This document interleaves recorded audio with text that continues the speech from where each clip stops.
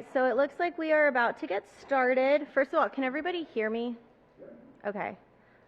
Sorry, I can be a little squeaky, so I apologize in advance. But good afternoon, and thank you for joining us today. Today we will be discussing the Wonder House, Florida's Concrete Curiosity. I'm Emily Coughlin. I'm the collections manager here at the History Center. And I just want to say welcome to everyone who's here in the room with me and everyone that is joining us on the webinar. For those who are online, we will be doing questions at the end. For everybody in the room, questions at the end. We will be passing some things out throughout the presentation. My lovely assistant, Kara, will be following those around the room. So I'll hold those up so everyone can see them at home. But if you have any questions about anything, we'll do that at the end. All right. So the Wonder House. Some people have heard of it, some people have not. It is in Bartow in Polk County. And before tourism really started in Central Florida, this was one of the first tourist attractions before Disney World, Legoland, SeaWorld, Universal, all the big theme parks that we all know and love. There were much smaller, more historic tourist attractions. Some of these included Cypress Gardens, which is now part of Legoland, Weeki Wachee, and Gatorland, which obviously you can still visit.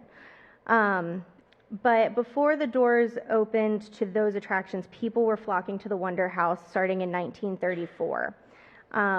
It originally was on 14 acres. We'll get to that a little bit later. And it has a bunch of names. Some people who were here earlier, I've been referring to it as the Florida Mystery Mansion because it reminds me of the Winchester Mystery Mansion in San Jose. It's not quite as crazy as that, but it's also been referred to as the House of 1,000 Gadgets because of the inventions that are inside, the house that breathes, and just the crazy house. But it was a passion project by the original owner and builder, Conrad Shook. So, no. Okay, there we go. Sorry about that. So Conrad Shook was born on March 4th, 1877 to German immigrant parents right outside of Pittsburgh, Pennsylvania. So you'll see how his name is spelled because they were German. It is pronounced Shook, not Shuck. He was the eldest of 7 children, and he grew up working on his family's dairy farm, especially once his father got really bad arthritis and was having a hard time with that. He went to school for a few years. He had a 4th grade education, but he was a voracious reader. He would sell groceries on the side of the road to get money so that he could buy dime books. He checked out all the books in the library, and he would read anything he could get his hands on. This included instruction manuals, so he was self-taught in pretty much everything that he did. He was incredibly smart, but he was also a prankster, which continued into adulthood. Like most young boys, he would get into trouble. He once figured out how to build a flying machine a la Da Vinci, and to test it, climbed up to the top of the family barn and jumped off. Not quite sure how long he was in the air, but he landed in a pile of cow manure. That part we do know. So he was very independent. At the age of 18, with $40 to his name, 2 men and a mule, he started his own quarry business. His family had some rocks on the property, and because of his entrepreneurial spirit, he was able to grow this company. He had a whole bunch of quarries, factories. By 1900, he even had a company town called Shooksville. But as he's riding high with everything, he meets Mary Litz, who you can see in the photo over there, and they married in 1911. Together, they had 10 children, 9 of whom survived into adulthood. And of course, things are going well. They're living in Pennsylvania, and around the early 1920s, the railroad company comes to visit him and says, "We want your land." This was the land that all of his businesses were on. And he said, "No, thank you, I'm good." So the railroad company, in true fashion, filed an eminent domain suit and won. So essentially, Conrad kind of lost everything. He still had his money, but his businesses were gone. Around this time, he was having some health issues. So he goes to the doctor, and the doctor says, "Oh yeah, you had He was sick a lot as a child with pneumonia, so it's believed that caused some long-term lung damage. So the doctor tells him he has a few months to live. But, like so many people, if you move to a warm climate, you could have up to a year. So, of course, Conrad goes home, packs up his wife and his kids, and moves to Florida. Originally, they landed in Miami, but it was a little crowded for them. So they ended up in Bartow, like I said, in Polk County, and Conrad was able to purchase 14 acres of land in 1926 to build his dream home. One of the interesting things about the land was that Polk County was a big mining community, the whole county. They were mining for phosphate. Well, on the property that Conrad purchased was the beginnings of a phosphate mine, but they never found anything, so they abandoned it. So we'll talk about it a little bit more, but where the house was just a huge pit. And because he was a quarryman and knew what to do, they started to mine for themselves, basically to build the house. And he was all about this. It was rich with limestone and aggregate. So the construction of the Wonder House is quite interesting. You'll see in the photo, something funny about the house is that it was basically built by his children. Obviously, Conrad was the foreman, but he didn't hire contractors, and he would not allow his children to use modern tools this is 1926. They were out there with pickaxes and all hand tools. So what they did was they would mine, and then the entire house is built out of concrete, and it is reinforced with rails from a railroad, which Conrad purchased as scrap from a local railroad company. So you can see here, the whole thing is built with tilt wall construction, which I will show you how they did that. But you can see the grid that they set up, where it's the rails are the structure, and then the entire thing is done with concrete and limestone, and the limestone was added so that it would lighten the wall. Now, of course, giant concrete slabs that are about 18 inches thick, 9 children probably aren't going to stand those up on their own. So Conrad, being an inventor, he designed machinery to actually lift the wall into place. So you can see it would start flat because they had the wooden frame, and they would build the structure. And then before the concrete dried, they would stand it up just a little bit, and they wanted to decorate the house. So Conrad visited local recycling plants and purchased as much glass as he could get his hands on. And the kids would break the bottles, they'd break the glass, and then they would hand lay the broken glass into the concrete so that when the light hits it, you get a little bit of a prism effect on the exterior, it's on the interior, it's in the floors, it's everywhere. If and when you visit the Wonder House, you get to see this firsthand. So they used tilt wall construction, and like I said, it was pretty much built by his children. Another thing that they would do, so the house was built as a cross, and there were porches on all 4 corners. So the kids contributed by doing the mosaics on the porches outside. And to do this, we actually got very lucky. The current owner of the Wonder House has a small stockpile of unused materials in the sub-basement because, of course, this house has 2 basements, not 1, 2 basements. And she was kind enough to donate some pieces that were left behind after the construction. So what the kids would do is they would wrap tiles in newspaper, set it in the concrete, and the newspaper was so that the tiles wouldn't sink down into the concrete. And then once it dried, they would wipe away the newspaper, and you'd be left with these gorgeous, intricate designs that Conrad had made stencils for. So this is one of the pieces of tile that's in the mosaics. This is an extra piece, obviously. We were talking about it earlier, and this is from, which floor? This is from the mosaics on the 2nd floor in the front. Yeah. It is really funny. I don't have pictures of it, but some of the mosaics you can tell were done by children because they don't quite match up You can tell where the kids got bored or they got sick of it, and there's like little spaces where the tiles don't quite match up, but that's fine. They did their best. This is another piece of tile that was extra from the house. We're not quite sure where this one was, and then we were lucky enough to get some pieces of glass that were left over that obviously were not inlaid into the concrete. So I'm going to give these to Kara, and she can bring them around. We are going to keep them in the archival bags, but you can hold them, you can touch them. Thank you. So while Kara does that, so originally Conrad's vision for this house just straight from his head. He was not an architect, and the whole thing was done free form. There were no blueprints. The first blueprints for the house were done in 1937 when it was all but completed. So as I had mentioned, the entire thing is a cross, and there were porches on every floor. So the way it's designed is his lovely children dug 25 feet deep into the ground, and that is the sub-basement.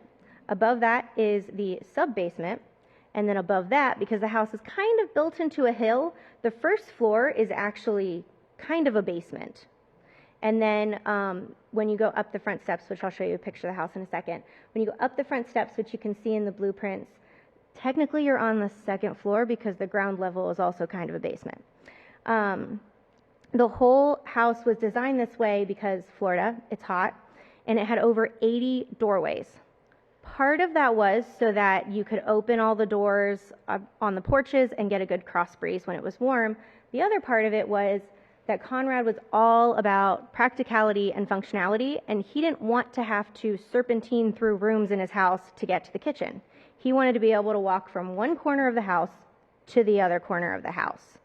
So all of these doorways allowed him to do that. Every room had at least 2 doorways. Some of them don't really make sense, but it was a cool design. Without the architectural plan, the house quickly, I will say, got a little out of control. It ended up being 4 stories. But there were some really, really neat innovations that he included because he was an inventor and this was his dream home, and he was going to, it's almost kind of like a smart house. It was like a 1920s smart house. So something that wasn't a thing in the 1920s was air conditioning. Obviously today, most of us probably can't imagine living without it, but it wasn't so much of a thing in the 20s. But Wonder House technically had air conditioning. So what he did was, on the 4th floor were these huge reservoirs, and they would collect rainwater. The rainwater would run down through hollow columns in the walls of the house, and it could cool it by about 7 degrees. So the house was cooler than outside. So it was like an old version of air conditioning. And it would go through the house down into the sub-basement. But one of the really cool things that he included on the way down to the sub-basement, because obviously the entire cooling system is just gravity, he had done built-in flower beds on all the porches, down the front staircase, they're everywhere on the exterior of the home. And he designed spigots so that as the water is rushing through the house to cool it, you can just turn on a spigot and water the plants right from the wall. You don't even have to get a watering can. There is kind of a running joke, I know the current owner makes this, that the spigots on the porches of the house had better water pressure than all of Polk County in the 1920s.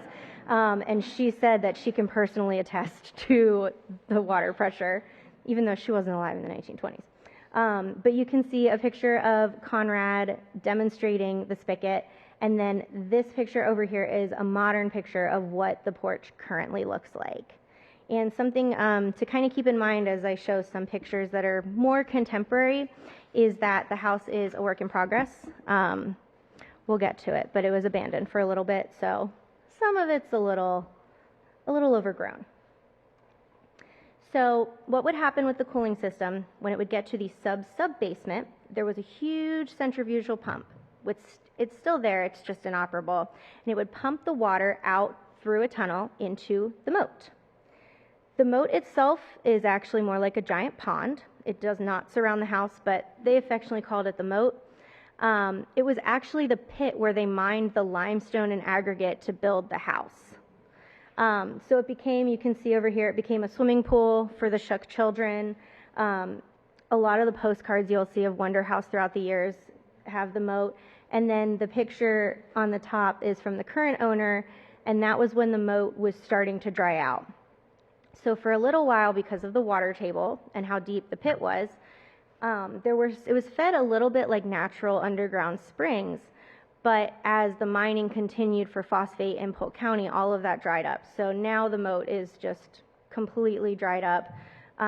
But for a while there, it was a swimming pool and just a water feature for the family. And it was in their front yard, and it has this kind of funny, it's almost like a W shape. So if we go back inside the house, again, all about functionality. Conrad devised a mirror system. So now we have Ring doorbells, cameras, all that good stuff. So you don't have to go to the front door. You can see on your phone or your tablet or whatever who is at your front door. Well, because this was a very large house, Conrad, like us, didn't want to have to get up to go to the front door. So he devised a system of mirrors that would work together throughout the house, that you could see the front door from any room in the house without having to go to the front door. One of the best mirrored rooms was the third floor bathroom. Conrad had, this is probably my favorite quote.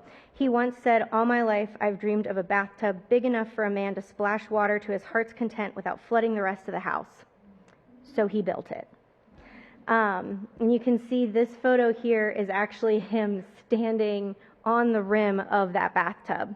And if you stood up in that bathtub using his mirror system, you could see who was at the front door of the house without even getting out of the bath.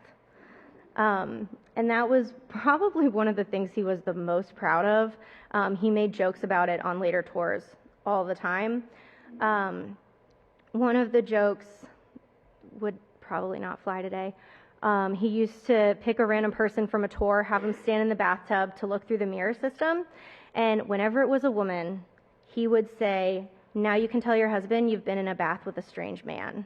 And then he would just crack up laughing. So he looks like a stern old German man, but like he did have a very good sense of humor.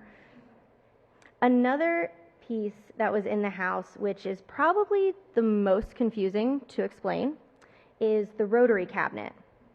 So in these photos, we have his wife Mary demonstrating it on a tour, Conrad showing it off to photographers, and then a photograph from about 2011 of what it really kind of looks like, still looks like today. So the rotary cabinet, like so many other things, was about functionality. So the way it works is that there is a column in the kitchen, and the column is there to hide all the electrical wires that are running down through the room. Well, of course, Conrad didn't want just a random column. He was going to do something with it. So he built a cabinet around it. So the way it works is it's kind of like a lazy Susan attached to a column. It's on 2 tracks. The exterior portion has 3 openings, and then the interior you can see the shelves where you can actually put things. So what you could do is say I'm washing dishes, and I put a cup into the cabinet, and then I close the exterior door, and the whole cabinet is closed on all sides. And someone is in the dining room. So there used to be a doorway right behind the cabinet. It's now a wall. But say someone wants a cup, the one I just washed, they can turn the entire cabinet on the second track, open it up from that outer door, and pull out the cup that I just put in there. Yeah, so it was designed so that you could literally grab things without ever leaving the dining room. Because when it was first explained to me, it made absolutely no sense. Kara was kind enough to make a model so that I would understand how the heck this thing worked. So once the tiles are done, Kara can actually walk around with the model and show you how it works, because it kind of makes sense, but it's easier once you see it. Thank you.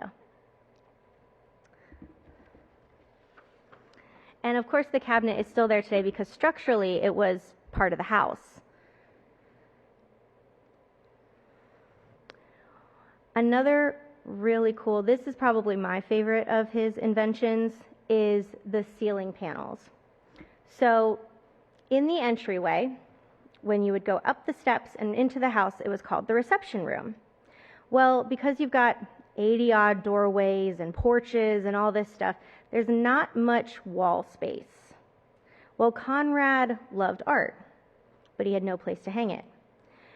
So, of course, he had an idea on how to remedy this, and he built concrete, it's almost like a coffered ceiling. He built concrete frames into the ceiling of the reception room so that you could put paintings in them. And there were these little knobs that you'd put the canvas or board, whatever, in, and then you'd turn the knobs and it would hold it in place. So you could walk through the room and just look up, and there were all these Florida landscapes. They were a little similar to highwayman paintings. Unfortunately, none of these exist anymore. No one knows what happened to them. Hopefully someday one will turn up. But now it's just painted like a like a midnight blue with gold stars. They are still there. They just don't have the paintings in them anymore. But because they were so versatile, Conrad could get sick of a painting, switch it out. Around holidays, he could put up scenes of Santa Claus and snow and really whatever he wanted. We do have a photo of him demonstrating it. And then the fireplace in the back of that room is actually the fireplace that was done with imported tile. And that, along with another patio which had a pond, are the only two mosaics that Conrad did himself. The kids did all the other ones, and there's a lot of them. So the Great Depression hits, early 30s, stock market crashes in 1929, and like so many other people across the country, the Shook family was struggling. Conrad had sunk nearly $80,000 into this house and that's in that money. And of course, the money was drying up. He didn't really know what to do. They were growing and selling vegetables. They were selling goats on the side of the road, really just anything they could do to kind of keep it together, especially since no one lived in the Wonder House. The Shook family lived down the street. Yeah, they didn't actually live there. Well, they had to live somewhere while they were building it. And this thing was under construction pretty much until the moment it was sold. So one of the neighbors, at this point, Conrad was being called Crazy Conrad. He had the crazy house. So one of the neighbors said to him, "Why don't you open up the house? Everyone wants to see it. You can charge them to see it." So they did. In 1934, the Wonder House opened. You could tour the house with Conrad and or Mary for a dime. And it was so popular that by 1937, it was one of Florida's most visited tourist attractions. They literally put themselves on the map. They went from just a home that was being built in the middle of nowhere in Bartow to being on every map of tourist attractions in Florida in the late 30s, 40s, and 50s. So the photos are actually, this is one of the original signs from about 1937 that the Shook family made so that they could put it up to advertise. We have a photo of Mary on the front steps, and below her it says, there's a little sign, it's hard to read, but it says, "Wait here for a tour guide," like do not go up the front steps to my house without one of us, and the pricing and everything. And then the other photograph is of Conrad giving a tour of this crazy house. And like I said, he would do the bathroom joke, but he liked to collect oddities. And this was another thing that kind of drew people to this house. The house itself was insane, but what was in it was even weirder. There were no furnishings because no one lived there.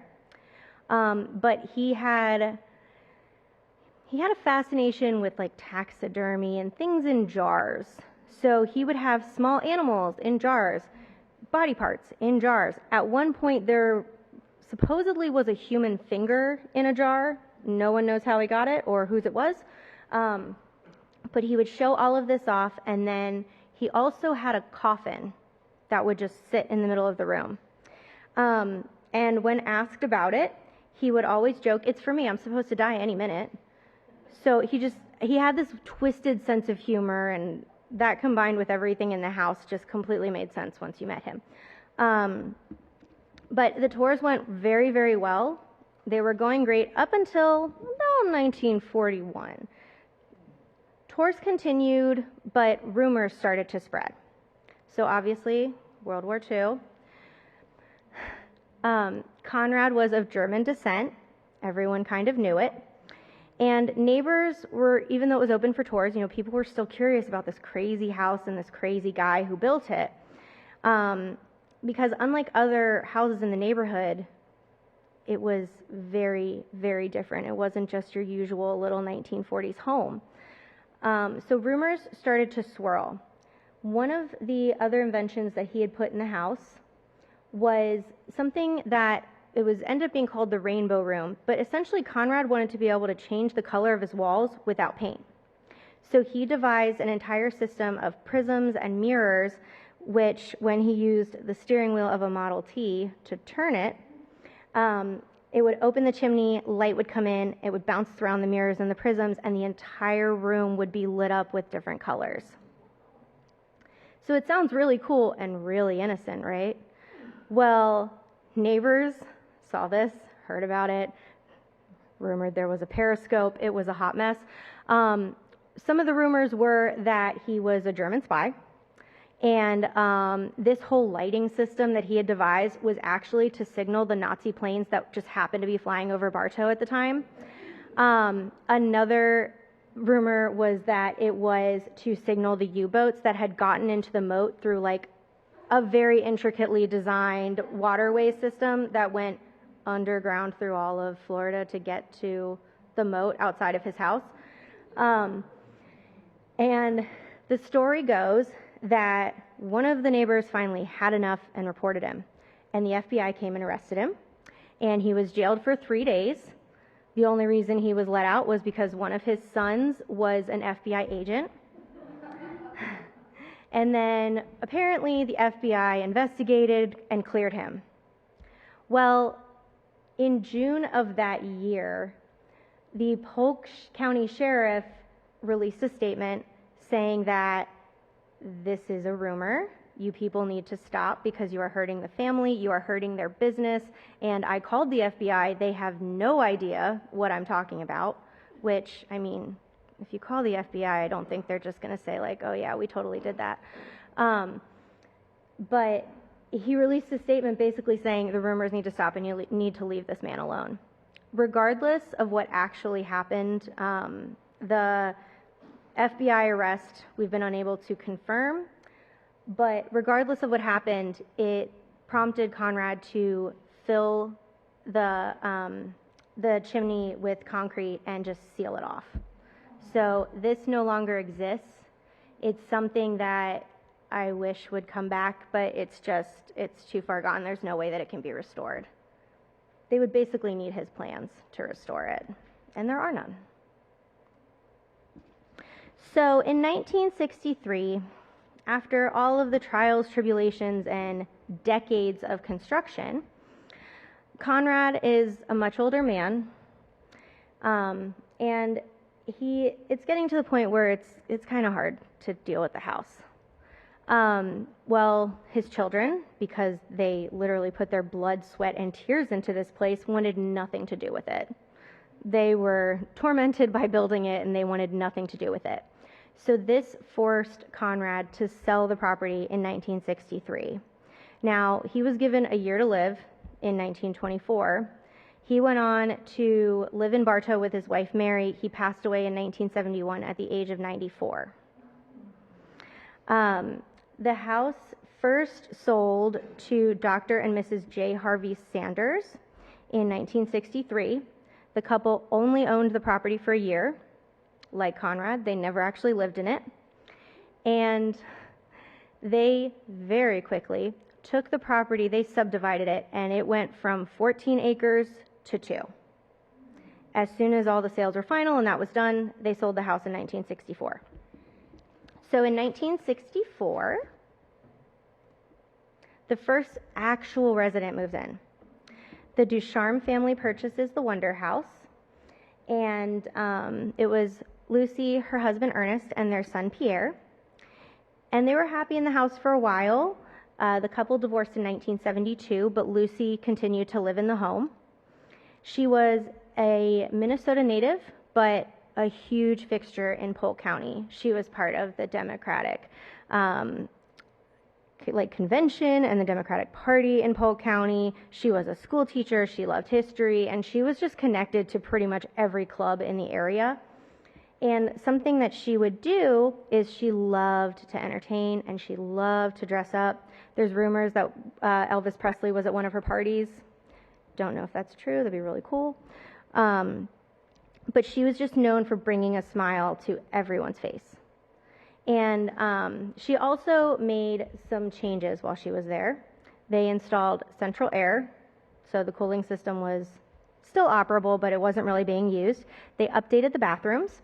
And one of the craziest things that I think she did was she took the original door from the front door, the original stained glass around the front door, and she pushed it to the edge of the porch. So she enclosed the entire porch on the front of the house. And what ended up happening was it ended up being two porches with a foyer in between, because it made the facade completely flush, if you see it now. But one of the big things that she did was hold Christmas tours. So Lucy, obviously, she knew about the Wonder House tours. She knew about the Shook family. And she would invite local clubs in to decorate the house. So we have a photo of one of the ladies decorating, and they pulled out all the stops. And she would invite people in to see the house decorated for Christmas. She didn't usually charge, but if she did, all money, tips, donations, everything went back to the club that would decorate that year. And that was a fixture for several years, until it just became too much for her to handle as she got much older. But Christmas was her favorite time, so she absolutely loved that she was able to do that, and that she was able to, even though it was a private residence, open this home to the community, because she was all about community. One of the things you'll notice on the slide is a picture of the bathtub. So that is the bathtub with the mirror system. That's the bathtub that Conrad was standing in. Lucy didn't love that it was concrete, so she tiled it. Don't blame her. And then the next owner covered it. So recently, the current owners within the last few years were able to rip up the flooring and uncover that bathtub. But Lucy went on to live in the home until her death in 1999. At that time, her son Pierre inherited it, and much like the Shook children, wanted nothing to do with it. It was a lot to maintain, it was expensive, and he just didn't have the energy or the time, so he put it up for sale. In 2002, a lovely couple, Charles and Helen Hayden, purchased the property. Like Lucy, they immediately moved in, and with their entire staff in tow, and started renovating. Their goal was to modernize the house. But in the same token, Charles wanted to open it as a bed and breakfast, or the front yard to be a public park, or a museum, or a tourist attraction. He had all these ideas, all of which Bartow said, absolutely not, you're not doing that. So he settled to expand in another way. He was sick of everyone being on top of each other in the house, even though with Lucy's changes, it was nearly 10,000 square feet of livable space. He decides he is going to build a structure in the backyard. So he gets permits to build a woodworking little building. It's kind of like a little barn. So he builds the first floor and then decides, you know what, we're going to add on. So he builds a second story for his staff to live in. Well, obviously someone complains because there's no permits.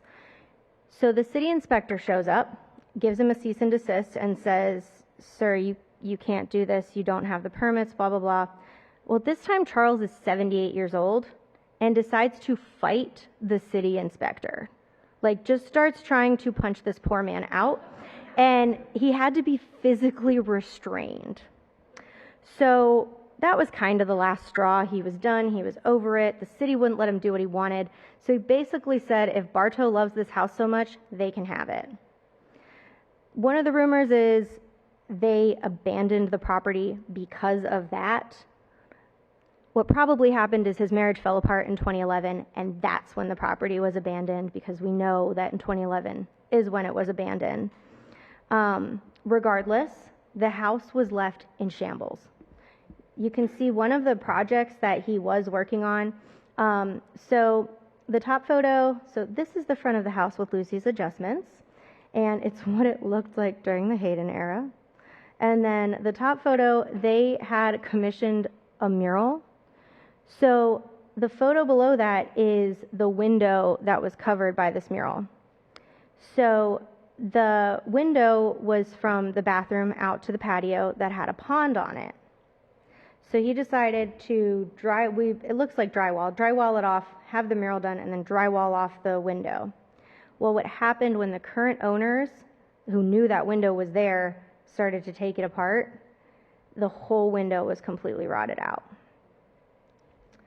Obviously, it's been fixed, but that just kind of gives you a taste of what the Haydens were doing in the house. They tore out floors. They ripped open walls. Pipes were exposed. It was just an absolute mess because they had started all of these renovation projects and then they literally just up and left. So, of course, the house was left to rot. All the garbage they had accumulated, they left on the side of the road, but they also left all of the artifacts that were left in the house, including a box that said Conrad on it. Luckily, one of the neighbors saw it and grabbed it to save it, and a lot of things have slowly been making their way back to the current owners, just from people who literally saved things from the side of the road when the Haydens left the property. So, of course, giant, creepy, abandoned mansion, kind of in the middle of nowhere, not really. It has neighbors pretty close to it now. The vandalism was rampant. The house was abandoned from 2011 to 2015. It was foreclosed on in 2013, so it went up for auction a whole bunch of times. It just was never purchased. People broke in. The windows in the basement were kicked in. All of the crystal doorknobs that Conrad had meticulously chosen and installed were stolen. And someone at some point threw a bottle up onto one of the porches, and it got into the reservoir, into the cooling system. And because it wasn't draining properly, there was rust, and the concrete started to deteriorate, and the house started to flood. So there was just immense damage once it was abandoned. But in 2015, it was purchased by the current owners. So the current owners are Drew Davis and Chrislyn Crace. Chrislyn is Estonian. She moved here in 1993. She is the one that is currently doing the majority of the work on the house. They actually went to Wonder House on their second date as part of urban exploring. It was up for sale, and the two of them had started talking about how it was a dream to restore and live in a historic home. But at the time, it was cash only, and they were like, okay, well, we can't do that. So Chrislyn just kind of kept an eye on it, and she was at work one day in October of 2015, and Wonder House had gone up for auction quietly. Nobody said anything. It was just all of a sudden up for auction. So she called Drew and they bought it. They had no idea what they were in for when they got those keys. They walked in and there was rotten floor, obviously, the vandalism. It was a mess. So Drew moved in January of 2016 to start work. Chrislyn was there all the time. She moved in July of 2017. And she said that when they moved in, when they got the house, it was like camping. It wasn't like being in a home. 2 rooms had electricity, and there was no running water, no furnishings. It was just a mess. So obviously, they got to work. And over the past, it's been 8 years, the amount of work that they have been able to accomplish is astounding. Irma sent them back a little bit, but they were able to replace wood flooring locally. They were able to, unfortunately, the cooling system is completely inoperable, so that's not something that can be restored. But what they're trying to do is restore it to Conrad's dream, because they want it to be as close to the original as they can possibly get it. With some exceptions, because when Conrad lived there, there were no furnishings. So today, these are some shots from the Wonder House. They have been taking great care of it. They've been updating things. Chrislyn said that the dining room is her favorite room because it's the first one they finished. And the house is open for tours. She does Halloween and Christmas tours, but you can see just all new windows, new French doors. Like I said, they've been redoing flooring. They've been repainting. It's just the amount of work that they've done is insane. Like Conrad, Chrislyn really likes oddities. They have quite a bit of taxidermy. She has a lot of things in jars.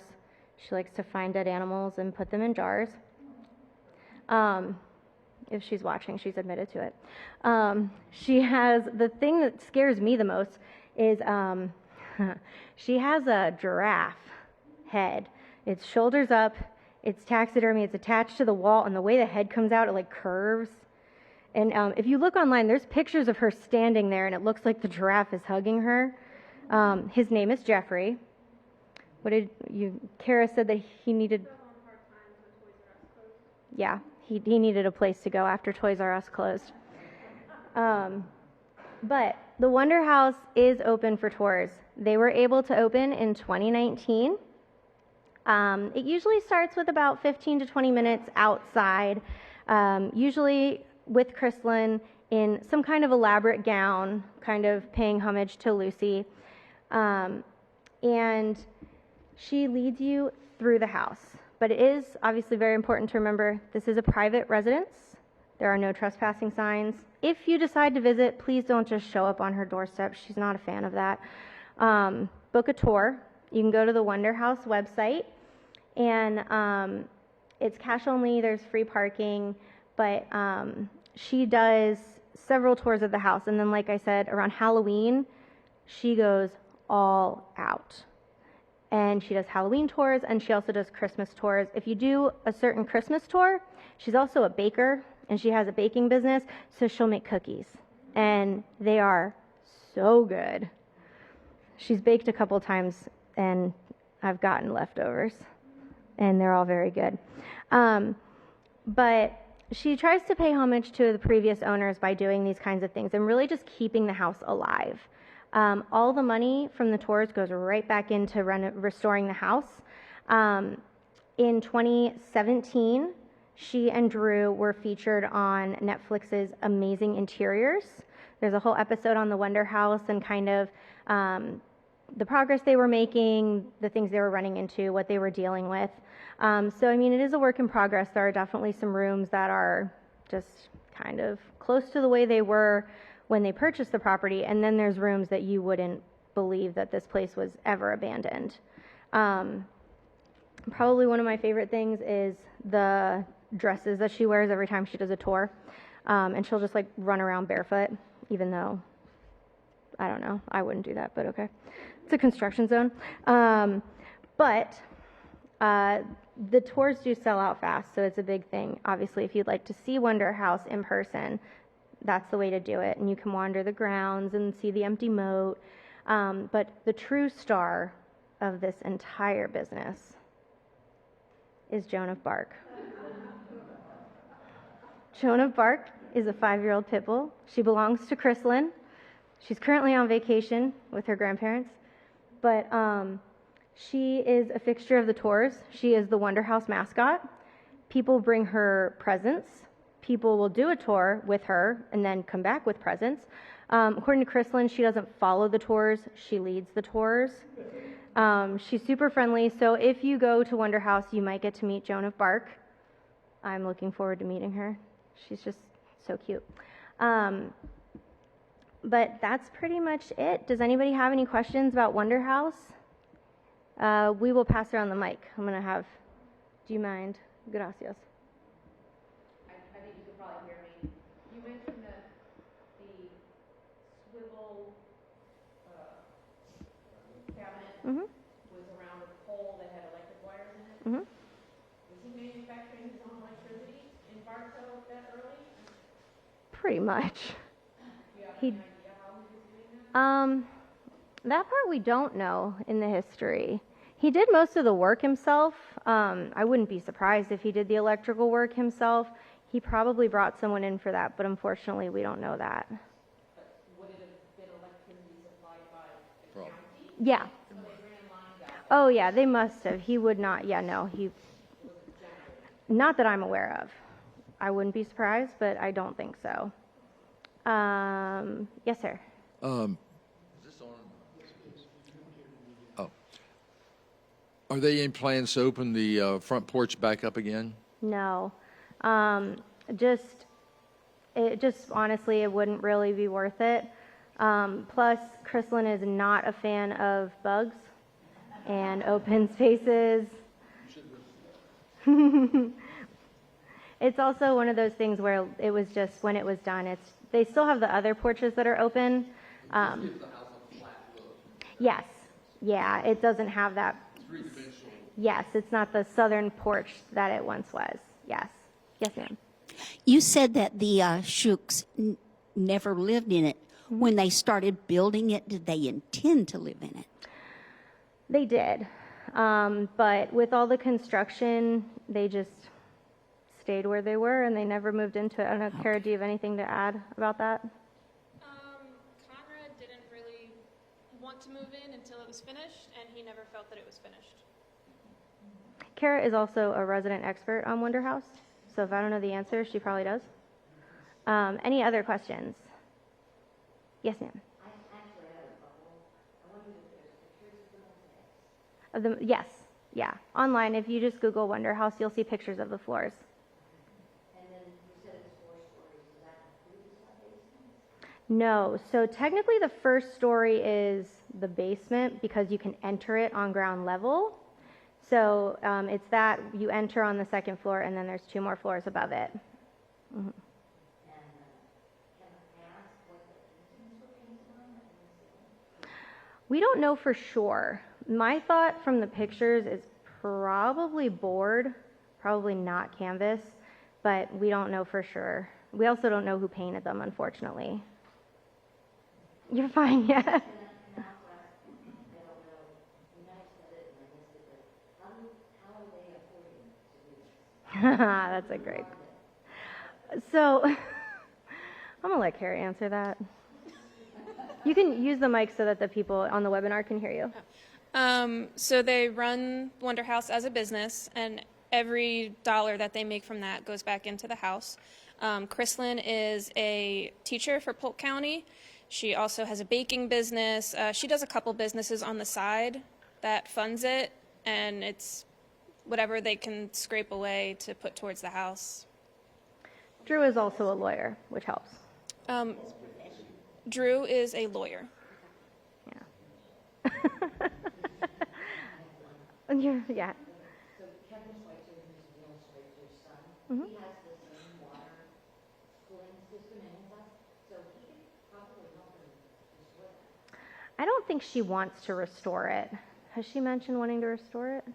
No, I think she just says that it's kind of too far degraded at this point. I think they would have to redo a lot of the piping and stuff, and the concrete itself, if you start running water through that again, I don't think it would handle it. Because I think that was one of the reasons Lucy never tried to bring it back, was the concrete was degrading. Yes, ma'am. Okay, a couple questions. Now, with the mirror system, was it reversible? Okay.